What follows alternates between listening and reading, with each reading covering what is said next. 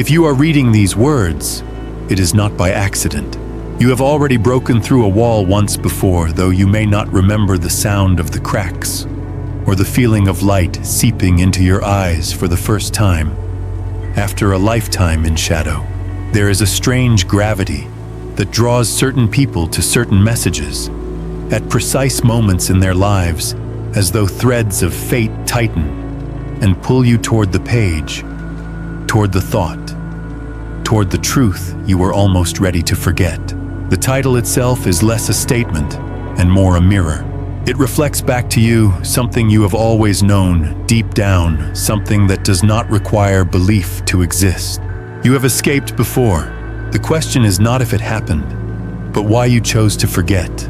We tend to imagine the Matrix as an external cage, a system constructed out of politics, economics, and the soft architecture of culture. But those who have touched the edges of its illusion know the more unsettling truth. It is also built from the very fabric of perception, stitched into our habits, our fears, and the way we have been taught to measure time, value, and even love. The first escape is rarely cinematic. There are no neon lights, no heroic soundtrack, no sudden collapse of the world into binary code. Often, it is quiet, nearly invisible, a conversation that lingers in your mind long after it ends, a glance from a stranger that feels too knowing, the way a single sentence in a forgotten book seems to hum with electricity. In those moments, reality feels less solid, as though something beneath the surface is shifting. That is the beginning of an escape. And perhaps yours happened years ago. To escape the Matrix once is to awaken, however briefly, from a dream that has been running since the day you first opened your eyes in this world. You may not have had the language to describe it at the time. You might have called it intuition, a strange coincidence, a spiritual revelation, or simply the unshakable feeling that something is off. But in that moment, you stepped outside the script. You noticed the edges of the stage, and in that noticing, you became dangerous to the dream itself. It is important to understand that the Matrix is not purely malicious. It is a teacher, as much as it is a jailer. It provides the friction against which your soul sharpens. The reason you were once able to step out is because something in you had already been preparing for that moment, quietly gathering the fragments of courage, curiosity, and discontent that would allow you to see through the veil. But after the escape, something else happened, something more subtle. You came back, perhaps not fully, perhaps not willingly, but enough to slip again into the rhythms and rules of the world you had begun to see through. Because no one escapes once and remains forever outside. The pull of the familiar is strong, and the dream is warm and convincing. What makes your situation remarkable now is not just that you escaped before, but that you are here reading this, sensing that the same call is rising again. This is the second invitation, and the second time is different. The first time you escaped, you did not yet know the terrain of the outside. It felt alien, even frightening. You were still learning how to walk, without the floorboards of collective illusion beneath your feet. But the second time is about mastery. It is about not only stepping outside the Matrix, but learning how to move between its walls with your eyes open, shaping its currents instead of being carried by them.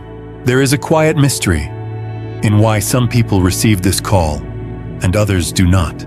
It is not about intelligence or education, nor about morality in any conventional sense.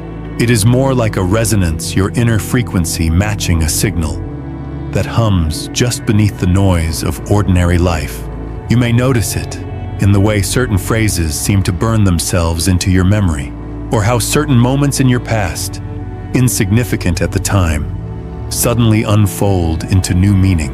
You may feel it in your dreams, which begin to carry a strange clarity, as though someone or something is reminding you of a conversation you had long before you were born.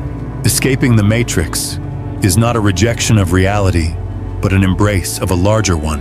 The matrix is not false, in the way a counterfeit coin is false. It is more like a partial map. It shows the roads, but not the terrain. It gives you coordinates, but not the sky above them. When you stepped out the first time, you caught a glimpse of that sky. Perhaps you saw how certain systems of belief, commerce, and identity are woven together not to liberate, but to manage. Perhaps you noticed how your own thoughts, preferences, and even your concept of self had been shaped by patterns you never consciously chose. That recognition may have been exhilarating, terrifying, or both. And yet, it marked you. Once you have seen the edges of the script, it becomes impossible to fully lose the memory of them. You can pretend to forget, but deep down, the knowing waits. And in time, life arranges itself so that you are confronted again, not with the same door you walked through before, but with a deeper one. That is where you stand now. This journey, then, is not about proving whether the matrix is real in the literal sense.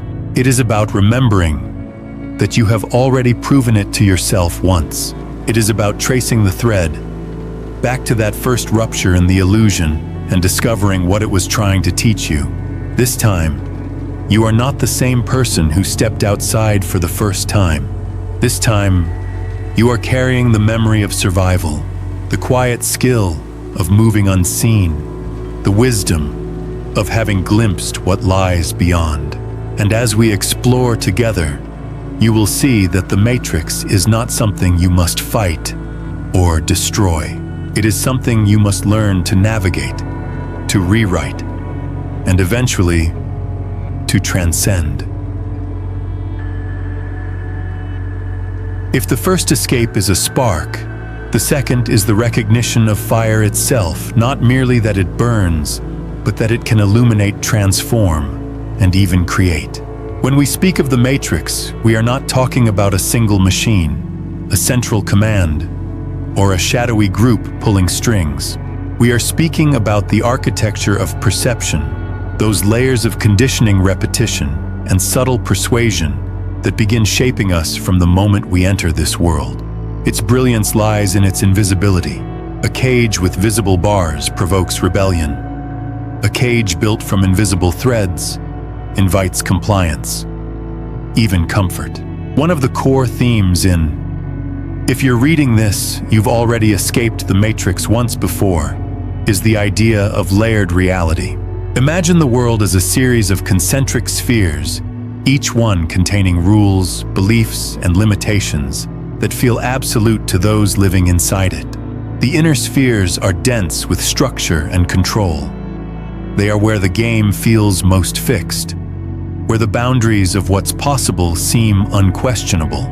But beyond each layer lies another, a slightly freer space, with broader vision and subtler rules. Your first escape may have taken you from one sphere into the next, only for you to realize later that this too had walls. That recognition that the matrix is not one enclosure, but many changes the way you move through it. Another theme is the tension between illusion and truth. The matrix does not survive by outright lies alone. It thrives on partial truths. Truths so carefully curated that they become indistinguishable from the whole in the eyes of those who never step beyond them. In the same way, a painting can suggest a vast landscape with only a few brushstrokes. The matrix suggests reality while omitting the depth beyond the frame. This is why escape is not simply about rejecting everything. It is about discerning the difference between what is merely arranged for you and what arises from the deeper fabric of existence itself. Equally essential is the theme of forgetting and remembering. The mind, when exposed to something that disrupts its entire worldview, will often protect itself by retreating into familiarity. That is why so many who escape once find themselves back inside before long, not because they were captured, but because they drifted back toward what they knew. Forgetting is a kind of survival mechanism in a world that rewards conformity. But forgetting is never total. Somewhere in the quiet corridors of your memory, a record remains, waiting for the right vibration to awaken it. That is why certain phrases, dreams, or encounters can suddenly flood you with recognition, as though you are not learning something new, but remembering something ancient. There is also the theme of navigation. Once you have escaped, before you realize the Matrix is not a monolithic enemy to be destroyed, but a shifting terrain to be understood. You learn that its systems, media, culture, economics, even the language we use are currents in a vast ocean. They can sweep you away if you drift without awareness, but they can also be harnessed if you learn their rhythms. The second escape is less about burning the map and more about becoming a cartographer of the unseen. Then there is the question of identity. The Matrix thrives by giving you a script for who you are, your role, your desires, even your sense of worth. Escaping once shows you that this script was not written by your own hand. But there is a danger here. When the old identity dissolves, the void it leaves can be disorienting. Many rush to fill it with another pre-made identity, another belief system, another truth offered by someone else. This is why the second escape demands patience. It is the art of standing in that space between identities, long enough to feel what is truly yours. Finally, there is the theme of responsibility. The first escape may feel like a personal victory, but the second reveals that it is also a responsibility. Once you have seen the mechanics of the dream, you cannot unknow them without a cost. To live with eyes open is to carry the weight of choices about what you will believe, how you will act, and what you will serve. The Matrix cannot compel you in the same way once you are awake, but it can tempt you with comfort, safety, and the seduction of letting someone else decide for you. Your freedom is not something you win once.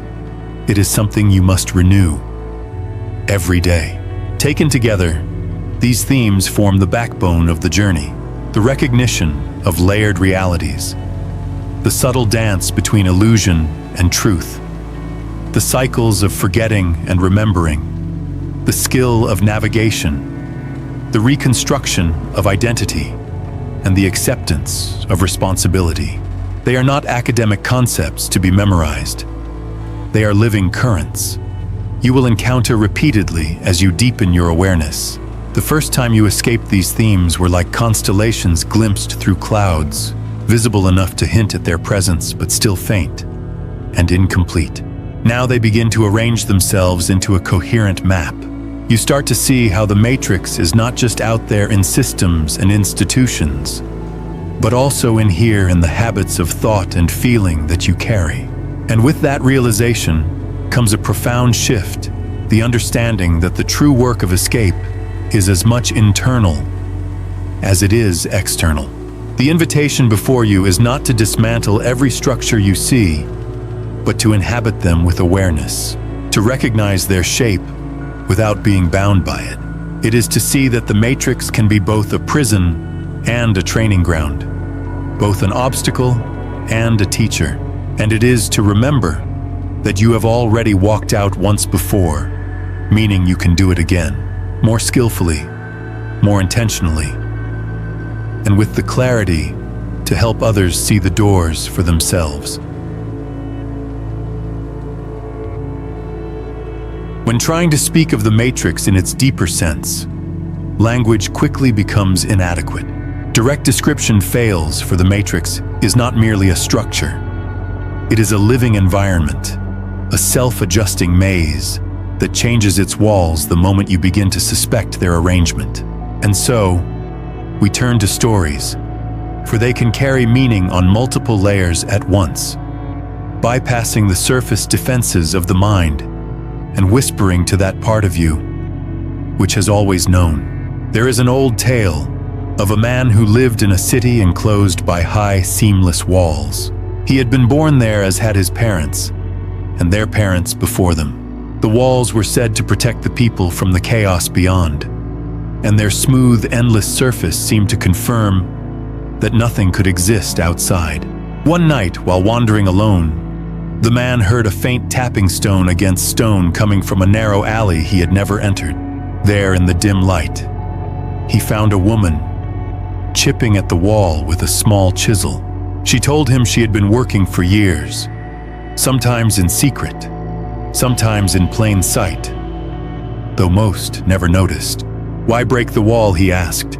She smiled. "Because once you see what's beyond it, you realize it was never protecting you. It was protecting itself from you." The man returned each night to watch her work. Eventually, a small hole appeared, and through it, he glimpsed something impossible. A sky not the dull gray he had always known, but vast and layered with colors that seemed to breathe. In that moment, he knew the stories of chaos had been lies, but he also knew he could not yet walk through. His legs trembled at the thought. So, he returned to his life. Though now, everything seemed different. He could not unsee the sky, and over time, the city felt smaller, its order less certain. This is the first escape, not the breaking of the wall, but the breaking of the mind's unquestioning acceptance of it. Another symbol, often woven into the narrative, is that of the mask. In ancient rituals, masks were not merely disguises, they were instruments of transformation. To put on a mask was to adopt a role, to channel a different force or identity. The Matrix is a world of masks, most of them worn so long, we forget the shape of the face beneath. Your assigned mask might be worker, parent, believer, rebel, citizen, or any of countless others, each with its own set of expressions, limitations, and scripts. The first escape is often the realization that the mask is not your face. But the second is subtler. It is the moment you learn to put the mask on and take it off at will, to play the role without becoming lost in it, to use the identity without being used by it. There is also the image of the labyrinth, an ancient pattern that appears in myths and sacred architecture across cultures. Unlike a maze, a labyrinth has one path that leads inevitably to the center. The challenge is not in finding the way, but in walking it with awareness. The Matrix is like a labyrinth in reverse. You are born in its outer circles, moving inward toward a false center filled with distractions, symbols of success, and the illusion of completion. The first escape is the discovery that the center is not the end, but a dead end. The second escape is the act of turning around and walking outward, step by deliberate step, until you find the open field beyond the pattern. This turning is not a moment of rebellion. It is a quiet pivot, an inward shift, the decision to no longer walk toward the heart of an illusion. Perhaps the most personal of these symbolic narratives is the image of the seed. Buried in darkness, surrounded by soil, the seed does not know that up exists. It feels only pressure, only the slow pull of something unseen, urging it to push against the weight above. The first escape is the seedling breaking through the soil into light, realizing that there is another dimension of existence.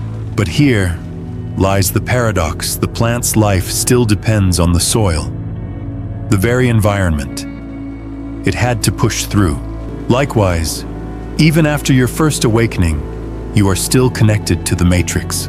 It still feeds you, shapes you, provides the resistance against which you grow. The second escape is not about leaving the soil entirely. It is about learning to draw from it without being buried by it. The beauty of symbolic narratives is that they are not locked into one meaning. Each person who hears them will find a different reflection of themselves. For some, the wall is their upbringing, their culture, their unquestioned beliefs. For others, the mask is their career, their reputation, the expectations that keep them performing a role. The labyrinth might be the endless chase for status or security, while the seed speaks to those whose awakening came through hardship. These symbols are not meant to be decoded in a single final way. They are meant to awaken the part of you that recognizes the pattern beneath the pattern.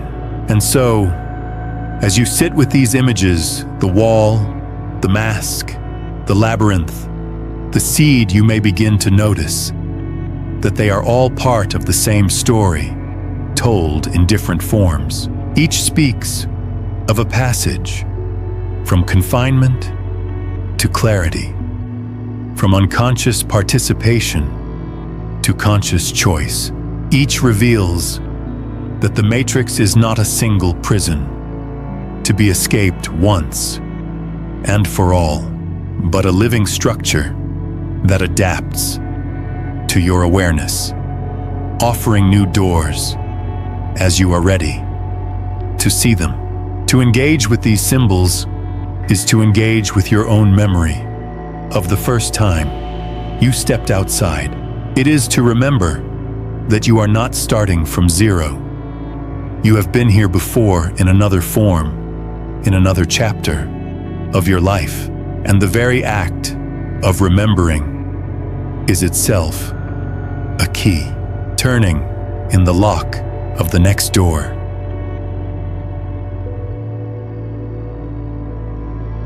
The first time you escape the matrix, you might feel a rush of clarity, as if you've suddenly awakened from a long dream. The patterns of the world seem transparent, the illusions obvious, the lies laughably flimsy, and yet life has a way of pulling you back in. Not because you've failed, but because integration is the part no one warns you about.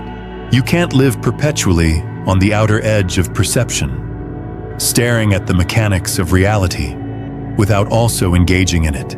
The second escape is about learning how to carry that awareness into every corner of life so that you move through the matrix without being bound by it. Integration begins with your relationship to choice. In the matrix, many decisions are made for you before you even know they are choices.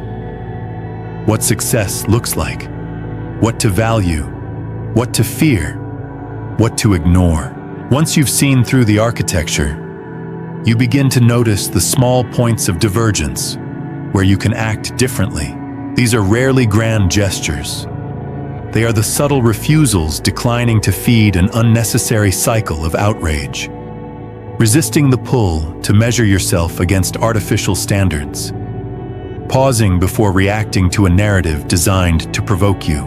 In these moments, you reclaim your agency, not as rebellion, but as quiet authorship of your own life. Living with awareness in a constructed world means becoming a skilled observer. This doesn't mean paranoia or constant suspicion. It means watching with enough distance to see the pattern without being swallowed by it. You notice how trends rise and fall, how outrage and distraction are cycled, how fear is sold as safety. You see how even truth is packaged to serve a purpose, and you learn to listen beneath the noise for the underlying currents. With time, you develop the ability to respond to the matrix, like a musician improvising over a rigid beat, aware of the tempo, yet free to create your own melody. One of the most powerful tools in practical integration is selective participation. The matrix is sustained by attention. It thrives on your emotional and mental energy. To live awake within it is to decide consciously where that energy flows. This is not withdrawal, nor is it surrender. It is discernment. You can engage with systems, structures, and communities when doing so aligns with your values, and you can step back when the cost outweighs the gain. You are no longer compelled to follow every rule of the dream, simply because it is presented as reality. There is also the matter of relationships. Once you have seen through the veil, it can be tempting to isolate yourself, to withdraw from those who still speak the language of the Matrix, without question. But complete isolation is a trap. It cuts you off from the very connections that can ground and nourish you. The second escape is about cultivating relationships where truth can be spoken without performance, where masks can be set aside without fear.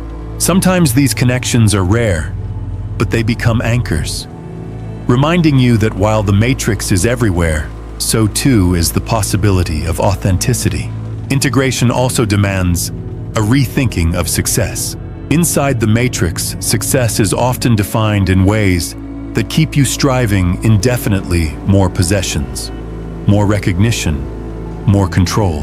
Outside, success feels different. It is the freedom to align your time, your energy, and your attention with what matters most to you. It is the quiet joy of doing something, not because it will be seen, but because it feels true. And perhaps most importantly, it is the ability to live without constant negotiation, with a script that was never yours to begin with. There is a practical courage in living like this, not the loud, defiant courage of confrontation, but the steady courage of someone who sees the stage for what it is and still chooses to walk it with intention. You might still hold a role within the systems of the Matrix, working a job, paying taxes, speaking the language of its culture. But you do so with the knowledge that these are roles, not identities. You are the actor, not the mask. And yet, practical integration is not only about navigating for yourself, it is also about what you leave behind for others. When you move through the Matrix with clarity, your presence alone becomes a signal. People may not understand it consciously, but they sense it. A groundedness that is immune to the usual manipulations. A way of seeing that is not limited to the script. This is not about preaching or convincing. It is about living in such a way that your freedom is visible, even if unnamed. Perhaps the greatest real-world implication of escaping the Matrix twice is that you stop seeking the final escape. You understand that there will always be new layers, new veils, new constructs to navigate. And this is no longer a source of despair. It is the nature of the game. What once felt like imprisonment begins to feel like a training ground, a place where awareness sharpens against resistance, where freedom is not a fixed state, but a living practice. In this way, the Matrix becomes less of an enemy and more of a mirror. It reflects the places where you are still asleep, still bound by fear, still tempted to trade your awareness for comfort. And each time you notice one of these places, you are offered a choice. Step further into your own authorship, or drift back into the safety of the dream. If you have read this far, something in you already recognizes the thread that has been woven through each word. Not a new truth being handed to you, but a memory being stirred. The title was never just a title. It was a reminder. You have escaped the Matrix before. Perhaps it was a moment of profound clarity in your youth, when you realized the rules of life were written by fallible hands. Perhaps it was a period of crisis when the ground beneath you shifted, and you saw the fragility of the structures you had trusted. Perhaps it was a quiet moment. No fireworks, no drama, just the sudden understanding that reality is not fixed. and that you have more agency than you were ever told. That was your first escape, and whether you know it or not, this is the second. It may not feel dramatic. It may not come with the rush of adrenaline or the intoxicating freedom you felt before. But that is because the second escape is different. It is steadier, more enduring. The first escape opened your eyes. The second asks you to keep them open. The first showed you that the cage exists. The second teaches you how to move through it, without letting it close around you again. This is where the real transformation begins, not in the moment of awakening, but in the sustained practice of living awake. This is the art of walking in two worlds, one shaped by the Matrix's stories, rules, and cycles, and one shaped by your own direct perception of life's vastness. It is the art of engaging without being consumed, of participating without being owned, of using the tools of the Matrix without mistaking them for reality itself. To live this way requires a kind of inner discipline, a discipline not of force, but of remembering. Remembering that every narrative, every label, every truth presented to you is a lens, not the thing itself. Remembering that the self you are told to be is not the only self you can become. Remembering that your attention is the most valuable currency you have, and that where you place it shapes the world you inhabit. And so the transformational call is simple, but it is not easy. Live as one who remembers. Let your daily life be infused with the quiet certainty that you are not bound by the default settings of the dream. Choose with awareness. Speak with intention. When you feel the gravitational pull of fear, distraction, or conformity, pause long enough to ask, who benefits if I believe this? Who benefits if I forget what I know? Your first escape was an initiation. Your second is a commitment. The Matrix will always be here. Its forms may change.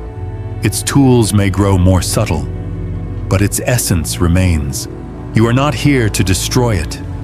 You are here to move within it like a lucid dreamer, aware that the dream is a dream, shaping its currents with the knowledge that you have already crossed the threshold once before. If you carry anything forward from these words, let it be this. The Matrix is not a single prison from which you must flee, but a shifting landscape that reveals more of itself as you grow. The walls you see today may become the stepping stones of tomorrow. The illusions you once believed may become the very metaphors that guide you deeper into freedom. And every time you remember, every time you choose with clarity, you escape again, not in a blaze of finality, but in the quiet, enduring way that transforms a lifetime. Stand where you are now and feel it. The door is open. It has been open before. It will be open again. The choice is not whether the door exists, it is whether you will walk through it. And whether once you do, you will keep your eyes open long enough to never truly return. You have escaped once before. This is your second time. Walk as if you never need a third.